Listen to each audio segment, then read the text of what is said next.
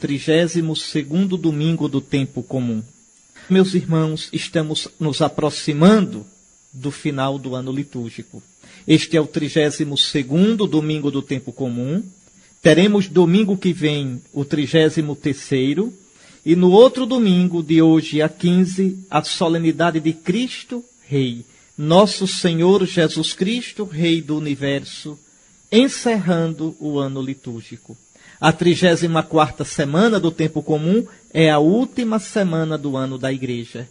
E aí, no domingo seguinte, o primeiro domingo do Advento, começando um novo ano celebrativo dos mistérios de Cristo, um novo ano litúrgico. Meus irmãos, como o tempo passa depressa. E vocês vão ver nas leituras deste domingo que, como todos os anos acontece, aproximando-se o final do ano litúrgico, a Igreja nos faz pensar nas coisas últimas. Quais são as coisas últimas? Em teologia se chama isso de escatá. É uma palavra grega que significa as coisas finais, o fim das coisas. Não só as coisas finais, mas o fim, a finalidade de todas as coisas. Escatá, as coisas últimas, que tratam do escatom, do fim, da finalidade, do término de tudo. Daí vem a palavra da teologia chamada escatologia. Escatologia, em português comum, quer dizer uma falta de higiene, porque se origina de escatol, que se usa para os cadáveres. Veja, lembra a podridão, a decomposição, derivando daí falta de higiene. Mas em teologia, não. Escatologia não vem de escatol, vem de escatom, escatar, as coisas últimas, as coisas finais. Que antigamente, os mais idosos aqui, vamos ver, você vai saber se é idoso agora, né? Se você estudou no catecismo ainda falando dos novíssimos, em latim, novum, quer dizer as últimas novidades, as últimas coisas, as coisas mais recentes, as coisas últimas. Então, a gente estudava no catecismo. Quais são os novíssimos? Quais são as coisas últimas? Quais são? Morte e juízo, inferno e paraíso. Pronto. As coisas últimas, as coisas finais. Nossa morte, o juízo diante de Deus, o céu ou o inferno. Ou a preparação para o céu, que é o purgatório. Então, a Igreja quer dizer isso, ó, a vida vai passando. Que sentido você está dando à sua vida? A vida vai passando. Nós vamos passando. Nós aqui estamos semeando. O que você está plantando para colher na eternidade? Para colher por toda a eternidade? Porque a vida passa. Nós nos encontraremos com a barreira da morte. A gente vai planejando, a gente vai sonhando, a gente vai construindo. A gente recebe a agenda agora. Já é tempo de começar, não é receber a agenda de presente. A gente vai enchendo de compromisso a agenda da gente, como se tivesse a certeza que vai viver até o final do ano. Eu já estou com tanto compromisso. É que eu não posso dizer, olha, eu não vou marcar porque não sei se estou vivo. Veja como é interessante, viu? O homem, o ser humano, é sempre tenso, quer dizer, tendendo, se jogando para o futuro. Ninguém conta com a morte. É interessante isso, porque nós somos feitos para a vida. Mas vai chegar um dia que a minha cabeça vai bater contra o muro da morte. Ela estará lá. Não sei o dia, ó, não sei o ano, não sei a hora.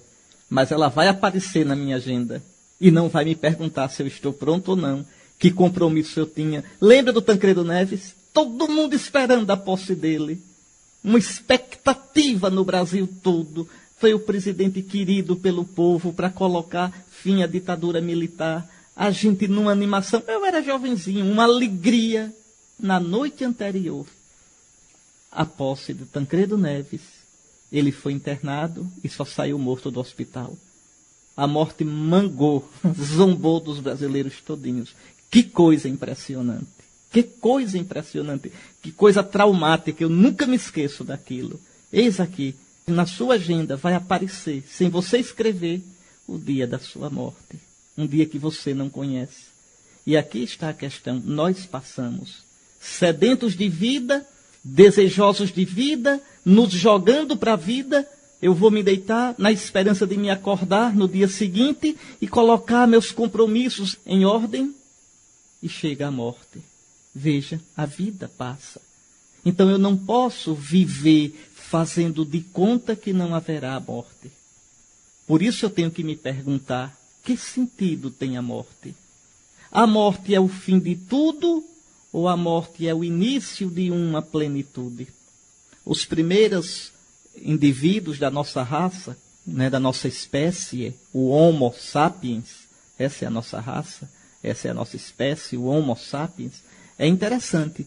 Desde o princípio, né, o Homo sapiens, esse homem que sabe, esse homem que reflete, que tem uma consciência reflexa, tá certo? Um cachorro tem inteligência, mas não é reflexa. Um papagaio tem inteligência, cheio de mania. Quem cria papagaio sabe disso. Papagaio é cheio de mania, né? Os animais também. Mas veja, eles têm consciência da realidade que os circunda, mas eles não têm consciência de que têm consciência. Eles sabem alguma coisa. Eles sabem, mas não sabem que sabem. Só o Homo sapiens tem essa capacidade impressionante de olhar para si próprio e dizer eu, e analisar a si próprio. Pois bem, é interessante, desde que o Homo sapiens surgiu, repare que coisa interessante, ele enterra seus mortos. As escavações arqueológicas dão conta disso. Ele enterra seus mortos. E muitas vezes enterravam numa posição fetal. As ossadas são encontradas, muitas vezes, em posição, eles arrumam o cadáver como a criança no ventre materno. O que significa isso? O Homo sapiens nunca se conformou com a morte. O Homo sapiens sempre teve no seu instinto a percepção de que a morte não é o fim. Que a morte é o parto para uma vida plena, uma vida posterior. Isso está no nosso DNA. Não tem jeito, a gente nunca vai se conformar em ser destruído pela morte. Não tem jeito, não tem jeito. É o nosso instinto, a ânsia de viver. Vejam, Deus fez assim, porque Ele nos criou para a vida. Agora, essa vida, ela é plantada, essa vida depois da morte, ela é plantada agora. Ela é plantada aqui. Ela é plantada hoje nas suas decisões, nas suas escolhas. Sobretudo no seu sim ou no seu não, diante do ser infinito. Nós temos na nossa consciência esse instinto, essa percepção, essa intuição de que a gente vive diante de um mistério muito grande. Um ser que nos envolve, que envolve tudo, que me fala na minha consciência, no mais íntimo de mim. Faze o bem, evita o mal. Faze isto, evita aquilo. Não estou falando aqui da Bíblia, dos mandamentos, não ainda. Eu estou falando da estrutura de todo homem que vem a este mundo. O ateísmo é uma coisa completamente antinatural. A pessoa, para ser ateia, tem que treinar muito. E se não continuar o treino, daqui a pouco está crendo em alguma coisa. Porque o natural do homem é crer. O homem é um ser aberto. Como dizia o teólogo Ratzinger, que depois se tornou Bento XVI, ele diz num dos livros dele, aquele que foge de fazer as contas com a incerteza da fé, porque a fé é sempre um salto, terá que fazer as contas com a incerteza da descrença. Porque a descrença não é uma certeza também. Não é uma certeza. Mas eu já contei a vocês aqui a história do eremita judeu que vivia na Rússia. Um eremita, no final do século XIX, um eremita, um rabino judeu que vivia na floresta da Sibéria.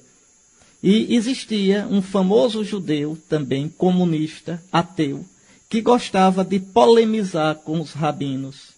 E queria fazer os rabinos provarem que Deus existia, que existia vida após a morte.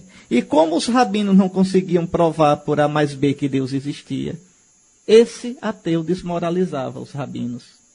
E ele resolveu ir lá na floresta da Sibéria para pegar esse eremita famoso que o povo venerava muito. Ele pensava, se eu desmoralizar esse, está acabada a festa. E foi. E chegou lá, quando entrou na cabaninha, o eremita estava para lá e para cá, andando, lendo a Sagrada Escritura. E aí parou olhou para aquele visitante que ele já conhecia pela fama e disse: irmão, pensa bem, porque pode ser verdade. E continuou caminhando. E aquele ateu lá olhando o eremita e na certa pensando: esse é doido de pedra. E ficou lá esperando. Aí o eremita viu que o caboclinho não ia embora. Aí parou novamente e disse: olha, amigo, a questão é a seguinte: eu sei quem é você e sei o que você quer. Você quer que eu lhe prove que Deus existe, como fez com outros irmãos meus. E eu também não vou conseguir provar que Deus existe. Não vou lhe provar isso. Só vou lhe dizer isso. Irmão, baixe a bola. Pense bem. Porque, olhe, pode ser verdade que ele existe. Ou seja, meu irmão, o que é que eu quero dizer para você? Veja, o crente jamais vai provar matematicamente que Deus existe. Isso é impossível. Mas ninguém, nem o ateu mais sabido ou inteligente, pode provar que Deus não existe. Então, como dizia o filósofo Pascal, é uma aposta. Uma aposta. Não é uma aposta na doida, não, viu? Porque existem indícios de que Deus existe. Não provas, mas indícios. Mas a questão é outra que eu quero dizer aqui. E Pascal mostrava isso muito bem. O que é melhor? Arriscar, apostar que ele existe ou que ele não existe? O que é melhor? Pense, vá. Aposte que Deus existe. Você vai viver com o consolo de que ele existe.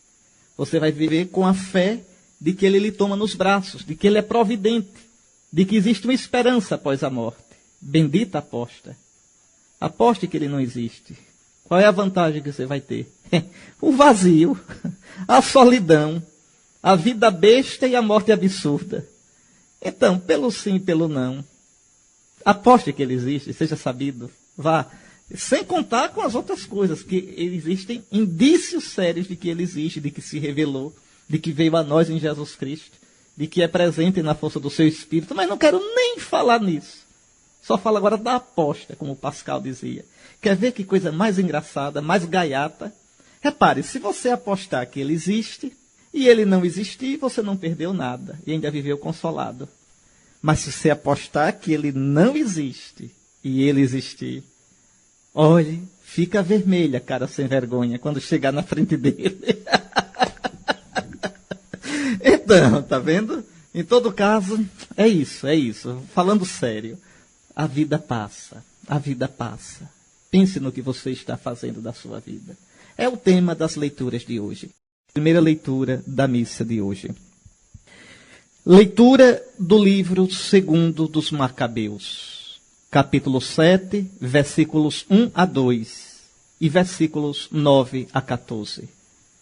Naqueles dias aconteceu que foram presos 7 irmãos com sua mãe, aos quais o rei, por meio de golpes de chicote e de nervos de boi, quis obrigar a comer carne de porco que lhes era proibida. Um deles, tomando a palavra em nome de todos, falou assim: que pretendes? E que procuras saber de nós? Estamos prontos a morrer antes que violar as leis de nossos pais. O segundo, prestes a dar último suspiro, disse: tu, ó malvado, nos tiras desta vida presente, mas o Rei do Universo nos ressuscitará para uma vida eterna, a nós que morremos por suas leis. Depois deste, começaram a torturar o terceiro. Apresentou a língua logo que o intimidaram e estendeu corajosamente as mãos, e disse cheio de confiança: do céu recebi estes membros. Por causa de suas leis, os desprezo, pois do céu espero recebê-los de novo. O próprio rei e os que o acompanhavam ficaram impressionados com a coragem desse adolescente, que considerava os sofrimentos como se nada fossem. Morto também este, submeteram o quarto irmão aos mesmos suplícios, desfigurando-o. Estando quase a expirar, ele disse: prefiro ser morto pelos homens, tendo em vista a esperança dada por Deus, que um dia nos ressuscitará. Para ti, porém, ó Rei, não haverá ressurreição para a vida. Palavra do Senhor. Graças a Deus. Está aí, é uma leitura dramática essa. Veja, do que trata esse texto da palavra de Deus? Trata do tempo dos Macabeus, dos irmãos Macabeus, lá pelo século II antes de Cristo. Vejam, vamos ver um pouquinho a situação, para eu recordar com vocês. Lembram? O povo de Deus sempre sofreu, viu? Não é brincadeira, não. Escutem só. No século VIII, em 722 a.C., o reino do norte, chamado Reino de Israel, foi destruído pelos assírios. Vá gravando. No século VIII, o reino do norte foi destruído, em 722. Século VIII a.C. No século VI, cerca de 200 anos depois, o reino do sul foi invadido e destruído pelos babilônios. Foi o exílio de Babilônia. Tá certo? Em 597 a.C. e depois em 587. Foi em prestação. Os judeus, o reino do sul, o reino de Judá, foi deportado para a Babilônia. Que coisa. Depois o povo voltou. Só um resto, voltou para Judá. Mas não voltou independente, porque depois da Babilônia veio a dominação dos persas. E depois da dominação dos persas, a dominação dos gregos, que começou no século IV a.C., pelo ano de 333. Então vejam, Alexandre Magno, Alexandre o Grande, criou um grande império e dominou toda a região. Depois que Alexandre morreu, o império foi dividido em 4 partes. E aquela partezinha do povo de Deus, do povo de Israel, a Judeia, que era no antigo reino de Judá, se chamava agora de Judeia, ficou nas mãos, primeiro dos egípcios, mas egípcios do Império Grego de Alexandre. E depois ficou nas mãos dos sírios, vejam, com capital em Antioquia, do Império também grego. E aí surgiu Antíoco IV Epífanes, um rei grego que governava na Síria, e um pedaço do Império de Alexandre dominava a Terra Santa. É essa a nossa história, no século II a.C. Antíoco tinha um projeto maluco. Queria que todos os povos do seu império renegassem os seus deuses, renegassem a sua religião, que ele queria implantar na marra a religião e a cultura gregas para todos os povos do seu império. Aqui está o contexto do livro dos Macabeus. E agora, a gente obedece ao rei e abandona a nossa lei. Antíoco mandou queimar. Quem tivesse com o exemplar do livro da lei nas mãos era condenado. Era condenado à morte. Era para ser entregue e queimado qualquer exemplar dos livros da lei. E agora? Era proibido circuncidar os filhos, como a lei mandava. Era obrigado a comer carne de porco, que a lei proibia. Era proibido guardar o sábado. Era obrigado a sacrificar aos ídolos gregos pagãos. E agora? Salvar a vida e trair a lei de Deus? Trair a Santa Aliança? Ou rejeitar a ordem do rei porque era uma ordem absurda, era uma ordem injusta, era uma ordem contra a lei de Deus? Porque veja que coisa, a gente deve obedecer às autoridades naquilo que é competência das autoridades. Se a autoridade, se a lei dos homens afronta a lei de Deus, é preferível obedecer a Deus que aos homens, ainda que a gente tenha que pagar. Pagar muitas vezes com o preço da vida. Veja que drama. Imagine isso na vida da gente. Uma lei iníqua, uma lei humana que fere frontalmente a lei de Deus, não deve, não pode ser obedecida por nós. Esse é o drama dos Macabeus. O primeiro e o segundo livros dos Macabeus contam essas histórias. E hoje, então, esse exemplo impressionante dessa mãe. Era uma mãe viúva de 7 filhos. E ela, num dia só, vê morrer os 7 filhos, os 7.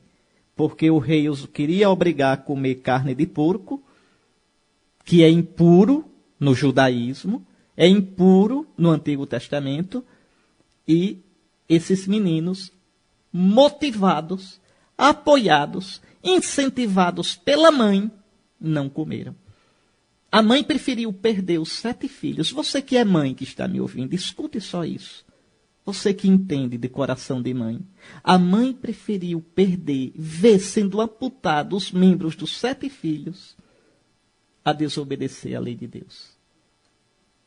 E por que isso? É o que o livro vai dizer. Pela esperança que eles tinham na ressurreição. Veja que coisa bonita. Vamos reler um pouquinho o texto. Olha, naqueles dias aconteceu que foram presos 7 irmãos com sua mãe, aos quais o rei, por meio de golpes, de chicote e de nervos de boi, quis obrigar a comer carne de porco, que lhes era proibida. Então eles não vão comer. Mas por que não vão comer? Olha a esperança. Um deles falou assim: que pretendes? Que procuras saber de nós? Estamos prontos a morrer antes de violar as leis de nossos pais. Veja, essa lei dos pais é a lei de Deus, a lei da aliança. Veja, mas o que leva esses jovens a ter a coragem de perder a vida? Vamos acompanhar mais. Olha o outro que diz: tu, ó malvado, nos tiras desta vida presente, mas o Rei do Universo nos ressuscitará para uma vida eterna, a nós que morremos por suas leis. No livro dos Macabeus, aparece clara a ideia da ressurreição. A ideia da ressurreição, ela só vai aparecer na Bíblia nessa época, no século II a.C. Antes, os judeus pensavam que quem morria ficava dormindo com os pais para sempre. Para sempre. Então, ficava com os mortos. Se você olhar, por exemplo, Isaías 39, o rei Ezequias rezando, ele diz: para quem desce à sepultura não há mais esperança. Acabou. O destino é o Sheol, é ficar na mansão dos mortos. É só a partir do século II, com a perseguição de Antíoco Epífanes, que os judeus começam a afirmar claramente que os mortos ressuscitarão. Assim que morrem, ficariam no sono da morte, esperando o Messias, o dia do Senhor. No dia do Senhor, o dia do Messias, todos ressuscitariam. É por isso que São Mateus diz que quando Jesus ressuscitou, os túmulos se abriram e os mortos saíram, e foram vistos por muitos. O que São Mateus quer dizer é que com a vinda do Messias, a esperança de Israel se cumpriu. Agora, com a vinda do Messias, os mortos ressuscitam, logo após a morte. Nas suas almas, logo após a morte. E no final dos tempos, seus corpos que ficam dormindo, os corpos ressuscitarão também, para se reunirem às suas almas. Então, é muito bonito, vocês vejam como Deus vai se revelando aos pouquinhos. Lá no começo, nos livros da Bíblia, não existe uma esperança na ressurreição. Não existe. Essa esperança vai surgir claramente no século II antes de Cristo. É por isso que os saduceus não acreditavam na ressurreição. Ah, não, a gente não acredita não, porque nos 5 livros da lei de Moisés não tem isso. Não tem. Apareceu depois essa ideia. Sim, apareceu depois, porque Deus vai se revelando aos poucos. Já os fariseus acreditavam na ressurreição e Jesus ensinou a ressurreição. Tá certo? Ainda hoje tem gente que diz: tá vendo, não está na Bíblia desse jeitinho, eu não creio. É igual aos saduceus. Tá vendo aí? Não tem jeito. Mas vamos ver a resposta que os irmãos vão dando. Depois deste, começaram a torturar o terceiro. Ele apresentou logo a língua, quando intimidaram, e estendeu corajosamente as mãos. E disse: do céu eu recebi estes membros, as mãos, a língua, os pés. Por causa de suas leis, os desprezo, pois do céu espero recebê-los de novo. Aqui esse nome céu é porque o segundo livro dos Macabeus evita usar a palavra Deus por respeito. Onde tem Deus, o segundo livro dos Macabeus geralmente coloca céu. Então, do céu recebi, quer dizer, de Deus eu recebi. O respeito é tão grande que eles não usam a palavra Deus. Tem um evangelho que faz isso também. Qual é o evangelho? No lugar de reino de Deus, diz reino dos céus. Está vendo? Por respeito. É Mateus. Mateus, onde tem reino de Deus, ele prefere dizer reino dos céus. Mateus, veja, é um judeu dessa linha. Está vendo como é interessante? Mas está certo, porque Deus é o céu é Deus. O céu é estar com Deus, sem Deus não tem céu. Então é isso, está certo? Veja então, eu recebi esses membros do céu, pois por causa do céu eu desprezo, porque sei que receberei novamente. Ou seja, a ressurreição é da carne também. O corpo ressuscitará no fim dos tempos. Veja como é bonita a palavra de Deus, está vendo? O próprio rei ficou admirado com a coragem desse menino, né? Ele chega a dizer, olha, prefiro ser morto pelos homens, tendo em vista a esperança dada por Deus, que um dia nos ressuscitará. Então vejam, repare bem, se a gente acredita de verdade que Deus nos prepara uma cidade no céu, como diz Hebreus no capítulo 11, então a gente tem coragem de enfrentar as dificuldades neste mundo. A gente tem coragem de renunciar por Deus, de sofrer por Deus, de lutar a luta da fé, de combater o combate da fé por Deus. Aqui é a questão. Meu querido irmão, minha querida irmã, você crê de verdade na ressurreição? Você crê de verdade que a sua vida definitiva ainda vai começar? É uma outra? Você crê nisso? Então aqui está a questão. Porque se a gente não crê, comamos e bebamos, porque amanhã morreremos. Curtição total. Mas se a gente crê, a gente deve entender aquilo que São Bernardo de Claraval dizia no século XII: a nossa vida neste mundo é semente de eternidade. Agora veja o que esse jovenzinho diz. Repare. Prefiro ser morto pelos homens, tendo em vista a esperança dada por Deus, que um dia nos ressuscitará. Para ti, porém, ó rei, não haverá ressurreição para a vida. Atenção. Todos ressuscitarão, mas uns para a vida, com Deus. Essa é a ressurreição verdadeira. Outros ressuscitarão para a morte, para o inferno. Essa ressurreição não é ressurreição, é viver no inferno. Era melhor desaparecer de vez. É por isso que o menino diz, veja, para ti não haverá ressurreição para a vida. Quer dizer, tu não ficarás, não é, no nada. Não, porque nenhum ser humano fica no nada. Deus nos deu uma alma imortal, de modo que a gente, todos nós, tá certo, depois da morte, continuamos sabendo quem nós somos, continuamos conscientes de nós. Mas aí a ressurreição do rei, a ressurreição dos maus, é uma ressurreição para a morte. É uma ressurreição para o nada. Jesus mesmo diz no Evangelho de João, ele diz, vem a hora, tá certo, em que aqueles que ouvirem a voz do Filho ressuscitarão. Uns para a vida eterna, outros para a condenação eterna. Então todos nós escutaremos a voz do Filho. Quando a gente vai escutar a voz do Filho? Na hora da nossa morte e no momento final. Nós vamos escutar a voz do Filho. E sairemos dos túmulos, uns para a vida, outros para a morte eterna. É isso que esse mocinho diz ao rei. Para ti, ó rei, não haverá ressurreição para a vida. Para ti a ressurreição será para a morte. Compreendeu, meu querido irmão, minha querida irmã? Aqui fica o desafio. O que eu estou fazendo da minha vida? O que estou fazendo da minha vida? Não é? Que sentido eu estou dando à minha existência? Eu estou plantando aqui a vida eterna com Deus, ou estou plantando aqui o meu inferno? Estou plantando aqui a ausência, ficar apartado para sempre, distante para sempre de Deus. Pronto, aqui está a questão. Que nosso Senhor nos ajude.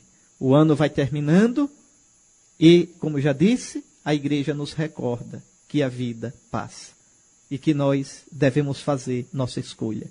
Devemos fazer de nossa vida uma semente de eternidade. Vamos agora rezar o salmo da missa de hoje, o salmo 16. Rezar pensando naquilo que eu explicava há pouco tempo atrás. A palavra de Jesus, por exemplo, no capítulo 5º do Evangelho de São João, capítulo 5º, versículos 29 até o 30, olha o que Jesus diz. ou melhor, capítulo 28, versículo 28 até o 30. Olhe, não fiqueis admirados com isso. Vem a hora em que todos os que estão no túmulo ouvirão a sua voz, a voz de Cristo, e sairão. Aqueles que fizeram o bem ressuscitarão para a vida, e aqueles que praticaram o mal ressuscitarão para a condenação. Que hora tremenda essa hora, que hora tremenda. Né? Como diz o hino Dies Irae, que é um hino do século 13, 14, né? Que diz, que temor será causado quando o juiz tiver chegado para tudo examinar. Pense, vai um livro ser trazido, onde tudo está contido, onde o mundo está julgado. Eu tão pobre, que farei? Que patrono chamarei? Nem o justo está seguro. Então, não é brincadeira. Pensando nisso, mas pensando sobretudo que o Senhor nos quer com Ele, nos criou para Ele, para a ressurreição, para a vida. Vamos rezar o Salmo. Ao despertar me saciará a vossa presença, e verei a vossa face. Ó Senhor, ouvi a minha justa causa. Escutai-me e atendei o meu clamor. Inclinai o vosso ouvido à minha prece, pois não existe falsidade nos meus lábios. Os meus passos eu firmei na vossa estrada, e por isso os meus pés não vacilaram. Eu vos chamo, ó meu Deus, porque me ouvis. Inclinai o vosso ouvido e escutai-me. Protegei-me qual dos olhos a pupila, e guardai-me a proteção de vossas asas.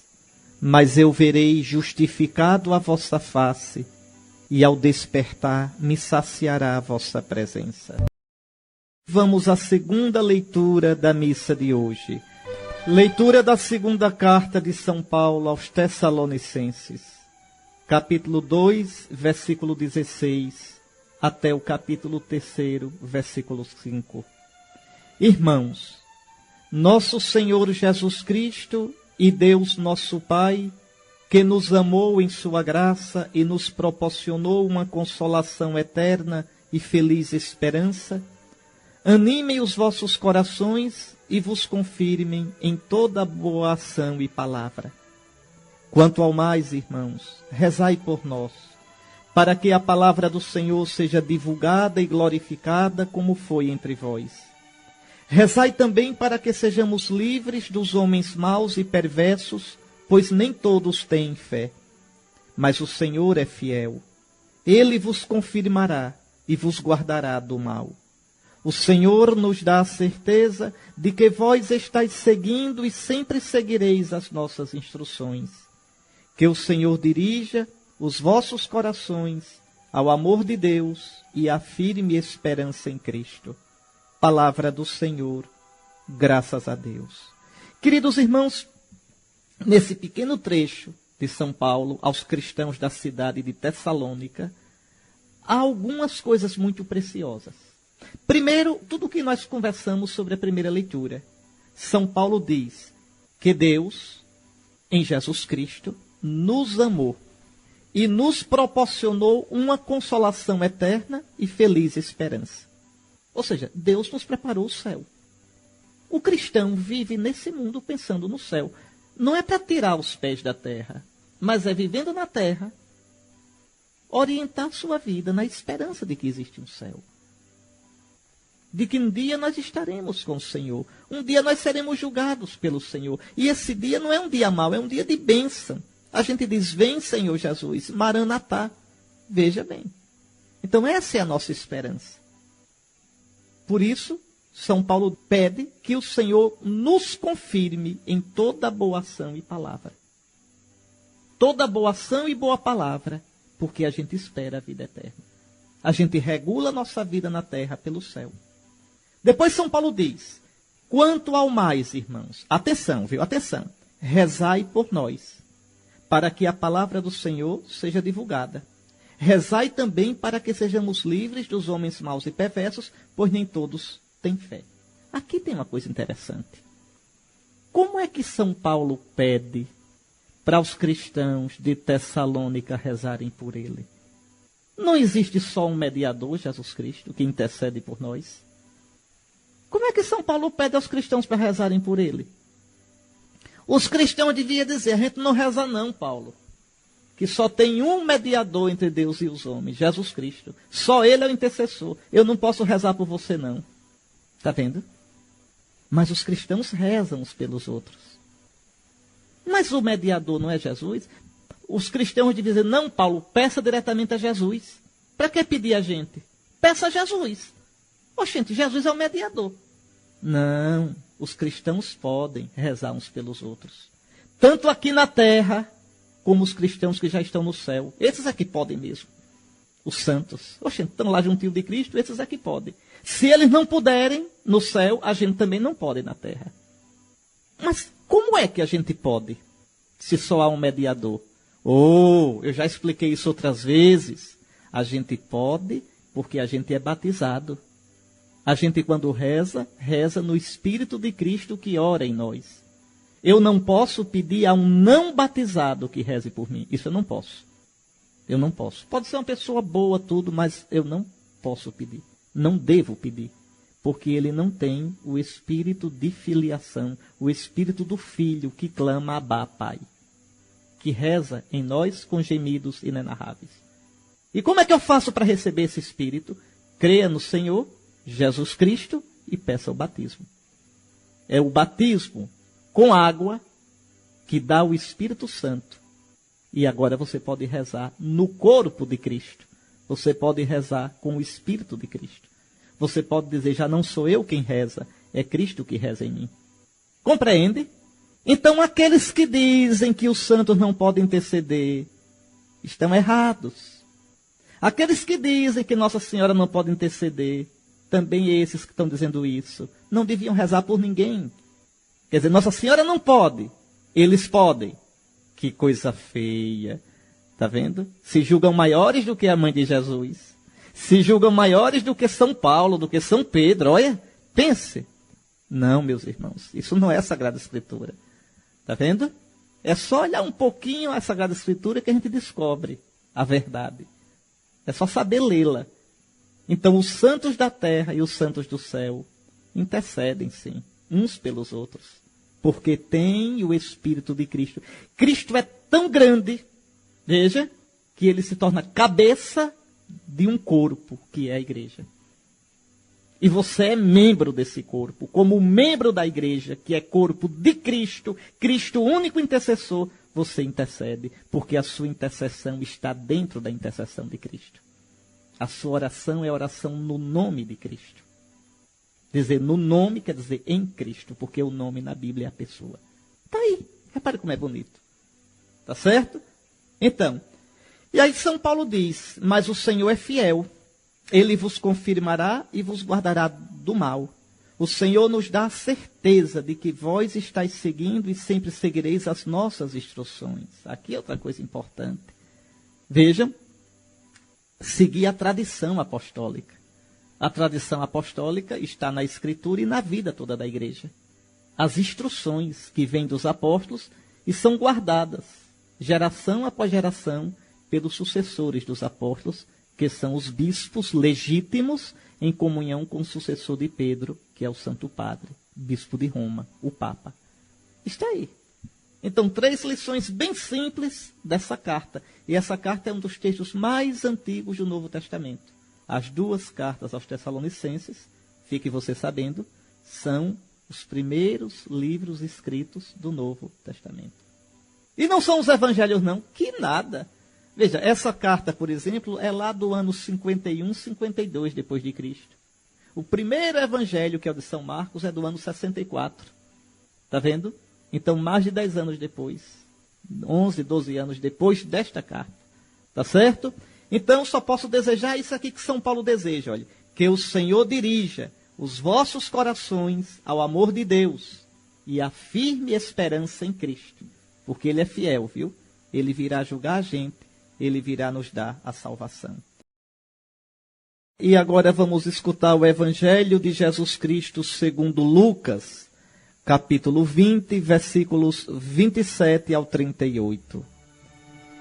Naquele tempo, aproximaram-se de Jesus alguns saduceus que negam a ressurreição e lhe perguntaram: Mestre, Moisés deixou-nos escrito: se alguém tiver um irmão casado e este morrer sem filhos, deve casar-se com a viúva a fim de garantir a descendência para o seu irmão. Ora, havia 7 irmãos. O primeiro casou e morreu sem deixar filhos. Também o segundo e o terceiro se casaram com a viúva. E assim os 7, todos morreram sem deixar filhos. Por fim, morreu também a mulher. Na ressurreição, ela será esposa de quem? Todos os 7 estiveram casados com ela. Jesus respondeu aos saduceus: nesta vida os homens e as mulheres casam-se, mas os que forem julgados dignos da ressurreição dos mortos e de participar da vida futura, nem eles se casam, nem elas se dão em casamento. E já não poderão morrer, pois serão iguais aos anjos, serão filhos de Deus, porque ressuscitaram. Que os mortos ressuscitam, Moisés também o indicou na passagem da sarça, quando chama o Senhor de o Deus de Abraão, o Deus de Isaque e o Deus de Jacó. Deus não é Deus dos mortos, mas dos vivos, pois todos vivem para Ele. Palavra da salvação. Glória a vós, Senhor. Que evangelho lindo esse de hoje. Não é muito fácil de entender não, viu? Mas é muito bonito. Vamos ver. Primeiro eu queria chamar a atenção de vocês para uma coisa. Observe que o evangelho sempre começa naquele tempo, in nihilo tempore, em latim. Está certo? Veja, e é muito importante que se comece sempre assim na liturgia. Por quê? Porque quer dizer que aquele tempo em que o Senhor esteve conosco fisicamente é um tempo privilegiado. É um tempo de graça especial. É aquilo que em grego nós chamamos de kairos. Quer dizer, um tempo especial para a graça de Deus. Naquele tempo, nós vivemos no tempo de hoje, veja, o testemunho daquele tempo. Então é muito importante isso. In nihilo tempore, naquele tempo. Bom, vem até Jesus quem? Os saduceus. Os saduceus são os inimigos de Jesus. Os fariseus não eram inimigos de Jesus. Em geral, não. Tá certo? Em geral, os fariseus conversavam com Jesus, jantavam com Jesus. Lembre Jesus discutindo com o Simão na casa dele num jantar. Nicodemos era fariseu, José de Arimateia era fariseu. Jesus ensinava a ressurreição, na qual os fariseus acreditavam.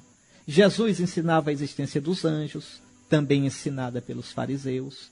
O problema sério era com os saduceus. Os saduceus foi que levaram Jesus à morte. Anás, Caifás, eram sacerdotes do templo. Era a aristocracia de Israel. Esses é que não queriam ninguém se metendo, colocando em xeque o templo, em xeque os preceitos da religião judaica, naquilo que tinha de mais ligado ao templo. Pois bem, os saduceus não acreditavam na ressurreição, nem que existissem anjos, nem alma. Pois bem, aí os saduceus querem desmoralizar Jesus, porque Jesus ensinava a ressurreição. E colocam para Jesus um caso absurdo. Repare, mestre, Moisés deixou escrito, se alguém tiver um irmão casado e este morrer sem filhos, o irmão deve se casar com a viúva para garantir a descendência para o seu irmão. É a lei do levirato. É assim, deixa eu explicar. Se alguém morresse sem deixar filhos, o parente mais próximo tinha o dever de casar com a viúva. E o primeiro filho desse casamento, pela lei, seria considerado filho do defunto. Tá certo? Que é para quê? Para que o nome do defunto não se perdesse em Israel. Como não existia a esperança na ressurreição, né? Isso aqui, veja, no livro do Levítico está lá essa ordem. Então, como não existia a esperança na ressurreição, o morto devia sobreviver na lembrança de Israel e na lembrança de Deus com o nome da descendência dele em Israel. o nome dele não se apagaria. Então essa é a lei do levirato. Morreu alguém sem deixar filho, e esse alguém era casado, o parente mais próximo, podia ser irmão ou não, o parente mais próximo deveria casar com a viúva. E o primeiro filho daquele casamento pertence ao defunto. Herda os direitos do defunto. Herda o nome do defunto. Entenderam? Pois bem, os saduceus começam lembrando a Jesus esse costume da lei de Moisés. E aí colocam um caso extremo. Ora, mestre, havia 7 irmãos. O primeiro se casou com a mulher, morreu e não deixou filho. O segundo casou, morreu e não deixou filho. O terceiro casou, morreu e não deixou filho. Os 7 casaram-se, morreram e todo mundo terminou no 0-0. Ninguém deixou filho. No fim, ninguém é de ferro, a viúva morreu também. Aí vem a questão para Jesus. Se os 7 se casaram, se os 7 ficaram sem filhos, se houver ressurreição, como o Senhor ensina e como os fariseus acreditam, se houver ressurreição, como é que vai ser a briga no céu? Essa mulher vai ser mulher de qual dos 7? Está vendo? Então, os saduceus procuram colocar Jesus numa situação ridícula. Mas Jesus é fogo. Jesus começa dando uma lição, dizendo a eles, nesta vida, atenção, viu? Os homens e as mulheres se casam, mas os que forem julgados dignos da ressurreição dos mortos, da ressurreição no céu, porque eu já expliquei, já mostrei João 5, todos ressuscitarão, uns para o inferno, outros para a vida eterna. Jesus está falando aqui da ressurreição para a vida eterna. Olha, aqueles que forem julgados dignos da ressurreição dos mortos e de participar da vida futura, quer dizer, da vida de Deus, do céu, nem eles se casam, nem elas se dão em casamento, e já não poderão morrer, pois serão iguais aos anjos. Serão filhos de Deus porque ressuscitaram. O que é que Jesus está querendo dizer? Não é que a gente vai virar anjo. Não é isso. Homem é homem, anjo é anjo. A gente não vira anjo nem lobisomem. Escute só. O que Nosso Senhor quer dizer é o seguinte: não imaginem o céu como uma continuação da terra. Veja, na vida eterna, nós seremos transformados. Aquilo que São Paulo diz, o que os olhos não viram, o que os ouvidos não ouviram, o que o coração humano sequer imaginou, isso Deus preparou para aqueles que o amam. Então não pensem que no céu, né, a gente vai estar passeando vestido de branco. Tem uns filmes aí reencarnacionistas, né? É cada coisa de trancoso, né? Passeando no bosque, né? E lá vai, e está no departamento. Esse negócio, olha, é cômico. Nada disso é cristão. Nada disso tem fundamentação bíblica. Nada na dica de nada. Veja, o céu é estar com Deus em Cristo, cheio do Espírito Santo. E como vai ser? Não tenho a menor ideia. Ninguém tem. Ninguém tem. Jesus é claro, não se pode imaginar o além a partir das ideias daqui, do aquém. Lá não existe casamento.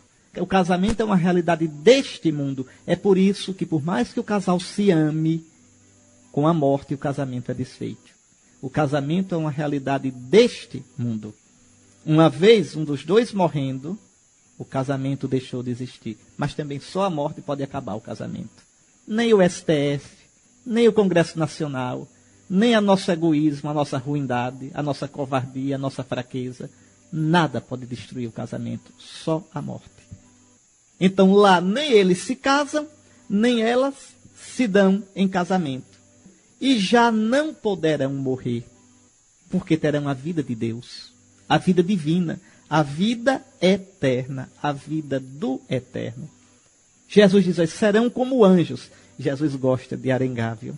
Porque os saduceus também não acreditam em anjo. Aí ele diz, os saduceus vieram arengar com ele, pois ele está arengando com os saduceus. Olha, repare, está vendo aí? Repare, serão como anjos, filhos de Deus. Jesus está dizendo, existe a ressurreição e existe anjo também. Está Tá vendo? Olha, Jesus não deixa sem troco.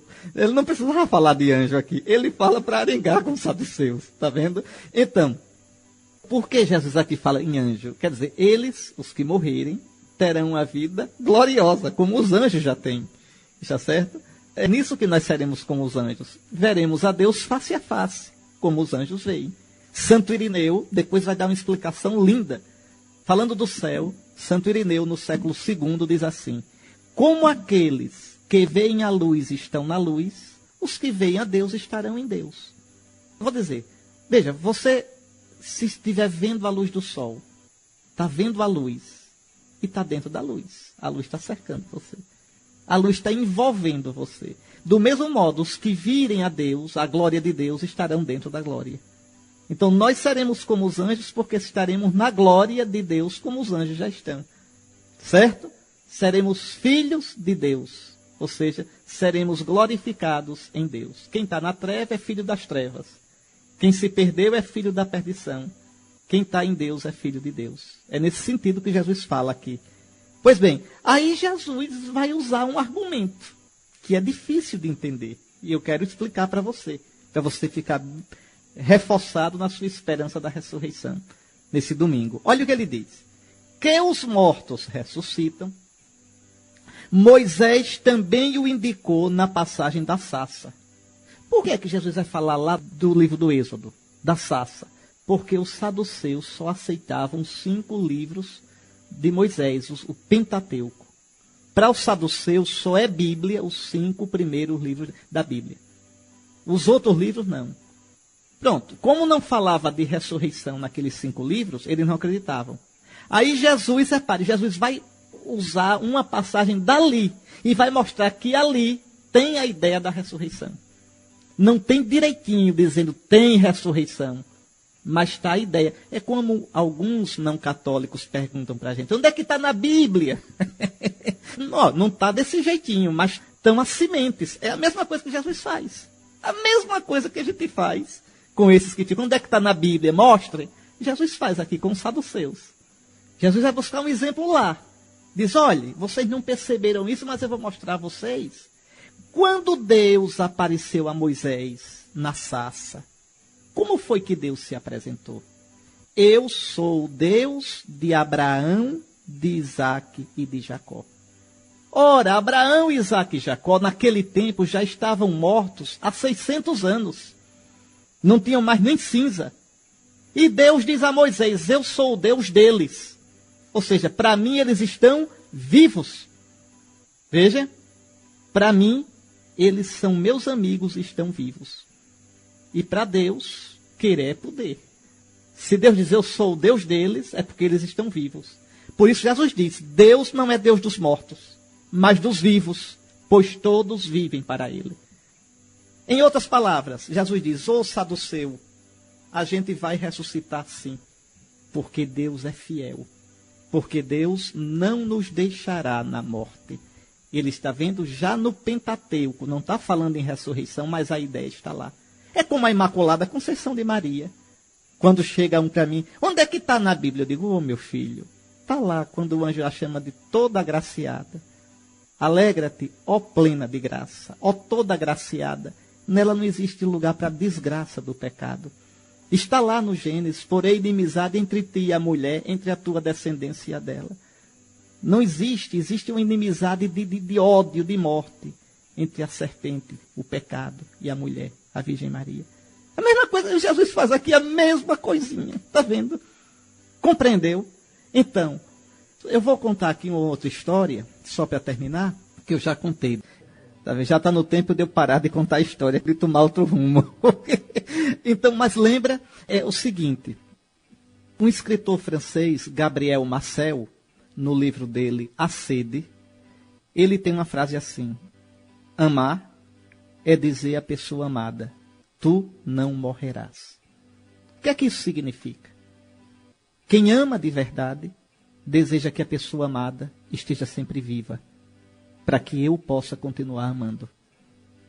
Ora, a gente não pode fazer isso. Tanta gente que eu amo, que eu queria que estivesse viva e morreu. Porque meu amor, apesar de ser verdadeiro, não é onipotente. Imagine o esposo ver sua esposa morrer, sua esposa amada. Um pai ver seu filho morrer. Ele vai dizer, se eu pudesse, você não morreria. Mas ele não pode. Ora, Deus ama e Deus pode. Deus ama infinitamente. Deus ama e quando começa a amar, nunca deixa de amar. Deus, quando chama alguém de amigo, nunca volta atrás. Olha aí, diz a Moisés, eu sou o Deus do meu amigo Abraão, que morreu há 600 anos. Eu sou o Deus de Isaac, eu sou o Deus de Jacó. E porque eu o amo, ele vive. Está vendo? Às vezes a gente diz assim, morreu porque Deus quis. Não, Deus não quer a morte. Mas a gente ressuscita porque Deus quer. Quando a gente morre e vai cair na morte, Deus diz, vive para que eu te ame. Vem para mim, porque eu te amo e o meu amor é fiel, o meu amor é para sempre. Uma vez amando, eu nunca deixarei de te amar. Vive para que eu te ame, porque para mim todos vivem. É isso que Jesus está dizendo. Entendeu, seu saduceuzinho? Estou brincando. Que Deus nos dê uma semana abençoada. Que Deus nos dê a coragem de viver na presença dEle. Que Deus nos dê a graça, se for do seu agrado, de estarmos juntos novamente. Eu aqui falando, e vocês aí ouvindo e participando com o coração, com a boa vontade, com a fé, com a simpatia, com a amizade. O Senhor esteja convosco. Abençoe-vos o Deus Todo-Poderoso, Pai, Filho e Espírito Santo. Até domingo que vem, se Deus quiser.